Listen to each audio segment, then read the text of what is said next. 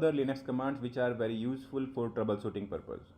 So before starting this video, I would like to request you to please like, share and subscribe to my channel, and do not forget to press bell icon. Okay, so very first command here is today ifconfig.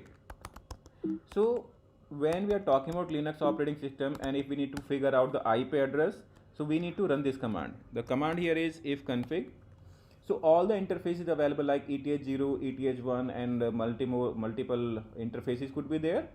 So ifconfig command is used to check the IP address. Like this is the IP address of the server, this is netmask, this is broadcast address, and this is IPv6 address. Although I have not enabled that IPv6, it means it will not be reachable, but though even init6 IP address is assigned to it.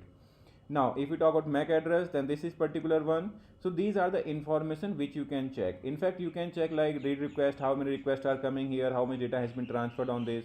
So these are the information which you can check. Moreover, you can figure out the information about the loopback adapter as well. Okay. Then after ifconfig ETH0, if you run this command, so what would happen here is, so it will print down the information of only one interface card. For example, you have 10, but you need to specify, you need to have specific information, then you will run this particular command. Moreover, you can run ip-r command. Then this command will also print the information for you, like what is default gateway, what is what is the particular subnet where from the IP address is being provided to you. Then after it will provide you the particular IP address which is assigned to this particular server. Okay, then ipaddr show, you can run this command as well. So this command will run the information about your interface card like ifconfig. Like printing information and the particular display will be a little different, but yes, you can figure out the information using this particular ipaddr command show as well. So there are multiple options you can use this command. So based on the requirement which fulfills your requirement, you can hit the command. Okay, so ifconfig is done. Now ps3. So ps3 command is used to check that what all processes are running, like systemd started what process and like what is subprocessor of which. Like first of all APCID, and after 2, then after Amazon SSM agent is running here, ATD, auditd. Now if you see here master, so master process has further 2 process. First of all is like pickup, and after that queue manager. It means like SMTP sort of service is running here, and then after these are the particular service which comes under it. Then after, if you check like SSHD service is running, then after someone took SSH session onto it, then after someone executed bash, then after sudo, then after su, then after bash, and finally ps3 command was executed on the top of this terminal. So this is how you can check the process tree. It means process hierarchy you can check using ps3 command. Okay, so this is how we use process command. Then after, next command here is ps. This is very useful command, ps. If you run this command, so it will show you the particular like process which are running on this particular like currently which are running on this terminal. But if you want to check like process which are running in this operating system, you can run a command ps-ef. So all the processor which are running here, what is PID, who is owner, and every information will be printed down here when it was restarted, and every information you will be able to figure out. Okay, then after, if you want to check px-aux, it means all users executable who is executing which process with complete command line. So you can use this command which is known as ps-aux. Then after, some people used to run fax. It means full process executable, and the particular information you can print down here. Fine. So whatever switch you use, whatever switch you are going to use, -aux if you use, so obviously the particular information printing pattern is going to change based on the particular command which you are going to execute. Further details you can check man, and then after ps command if you run, so obviously it will print the all information for you, like get the info about threads. So obviously you can run this particular command here. So whatever command you want, so based on your requirement you can execute the command, and it will provide the information about each and everything, like how many processes are running there related to Apache, how many threads are working here. Every information will be printed for you using ps command. So ps is very useful command. In order to check whether process is running here or not, you can run a command ps-aux, and after that obviously you will need to use grep command, maybe httpd you want to check. So it will tell you that how many processes are running here. So this is how you can use ps command. Okay, finally then after we have free command. So obviously free command is very useful. If we run free command, so it prints the information in bytes. Then after, if you want that information should be printed in KB, you can use -k option. If you want to use in -m, in MBs, in GBs, in TB, in PB, whatever you want, you can use it, because even not 1 GB memory is completely allocated to the server. Fine. So this is how it works. Moreover, if you want to check like other things here, so you can check like what is total memory. Let me clear this particular and let me hit this once again. Free-m is the mostly used command. So first of all, it will print down information like total amount of RAM, how much is used, how much is free, what is shared, what is buffer, and what is available. So this much amount is available. So if your server is having buffer and cache available and available, this particular section available, which means you can still have some amount of RAM which can be utilized by upcoming processes. Then after, we have a command df-th. So df-th command we can run here. So it will print down the information like what particular file system are mounted where. It means to fetch the information of your mount points. You can run df-th command. If you do not specify T, then what would happen? It will print the rest of information but the file system type. This particular file system type will not be available, which means earlier it was coming with T switch, but right now it is not coming. If you want that that calculation should be quite easy, so capital H on small h, there is a difference. Like here we calculate the value of 1 GB equal to 1000 MB. Over here it is calculated 1024 MB equal to 1 GB. So that is the main difference here. Moreover, it's not only the thing, like we can check the number of inodes available. So how many total inodes are available, how many are used, what is percentage is used here. So every information we can fetch out here.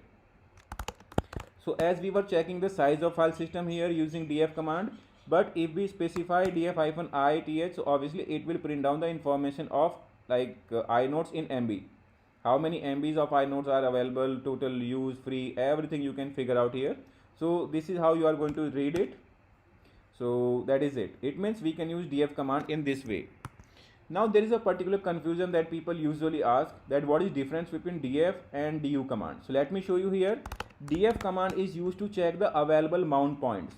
But when we talk about du command, so du command here, it is used to check the particular used space on the disk by particular folder. For example, we have bin, boot, etc, home. So how much space is utilized by this particular folder? Du command is used to check the particular space which is utilized by individual directories, files and folders. Okay. So for example, if I go inside etc and after that I run the same command once again, like du-sh*, so it will print down the information then what is the size of individual files and folders. So this is how we use du command. Moreover, multiple switches are here once again. You can use man and then after du. So it will print out you the information -a, then after block size, bytes, total.